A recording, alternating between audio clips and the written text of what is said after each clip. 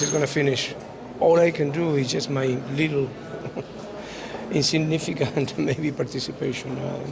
And I've been working with that for the last 15 years with one of the foundations, and then I have another one that is dedicated more to culture, to the theater, and that is the thing that I can do.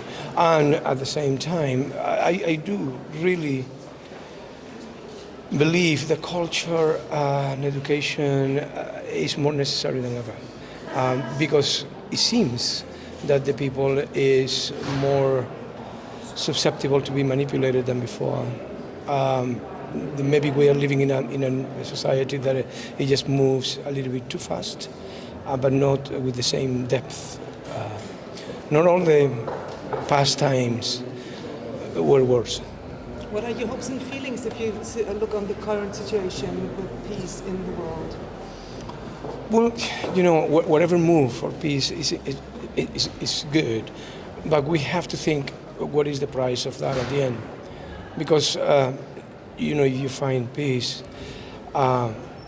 based on instability in the future, maybe that is not a good idea. The participation of the peace, talking very specifically now about the war between Russia and Ukraine, and it would be interesting that Ukraine participated in those decisions too, and the European community.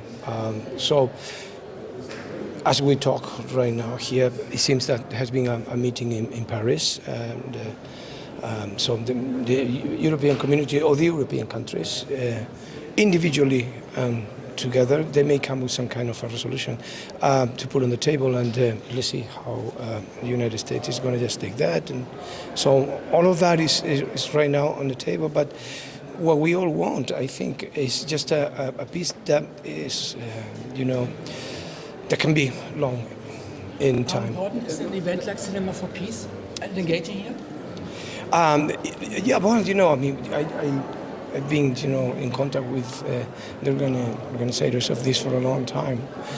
Basically, what I said to you at the beginning, I have two foundations. One of the foundations, basically what it does is, we have been working for 15 years. The name of the foundation is Favors and Tears.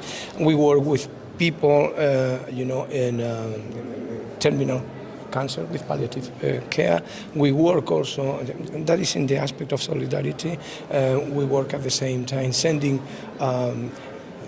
students that they don't have means to study in the United States and Canada. We've been doing that for 15 years, around 50 to 40 students. They come out in different disciplines. And at the same time, we work with a foundation that is called Corinto, that basically what they have supermarkets that they work for families in need.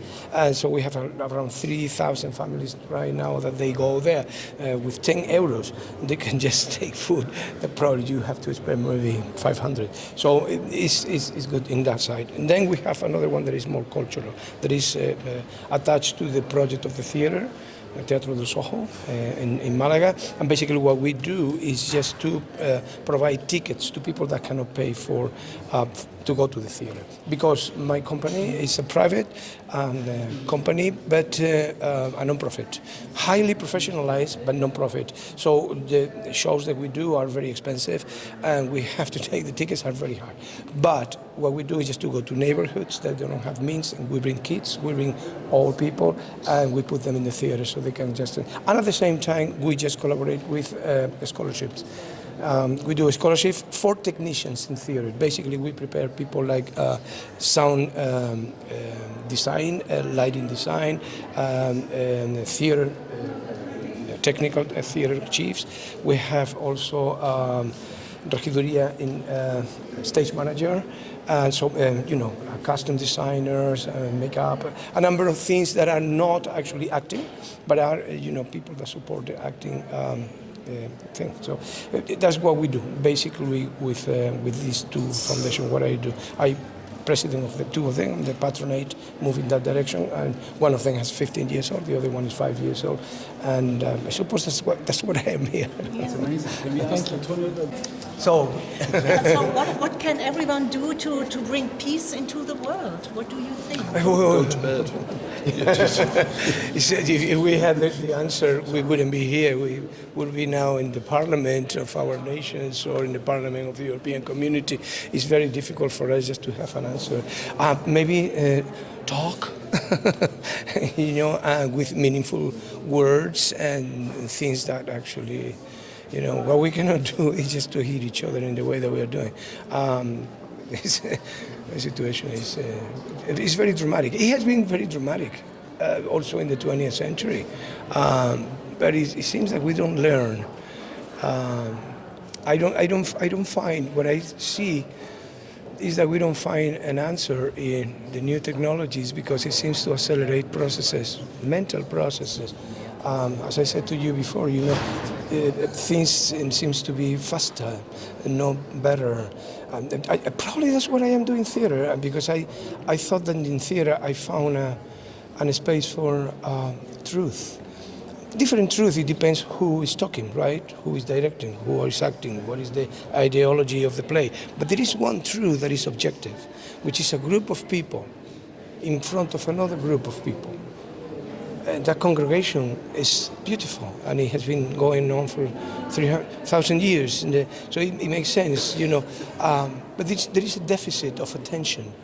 And I can see that now in young people that, and I am a victim of that too. Sometimes I discover that I am just passing, Instagram things, and I say, well, it's like popcorn. I cannot stop, it's being fed by that. And so I have to just, before I go to sleep, I say, no, I consciously have to stop it. And I say, no, I don't want to go there. I want to smell paper and read a book and probably get a little bit deeper in whatever thought I have. So probably that is something that we are forgetting, and we are getting in more and more trouble. We are not totally conscious of the possibility of the human soul because we are not living better. We are living faster.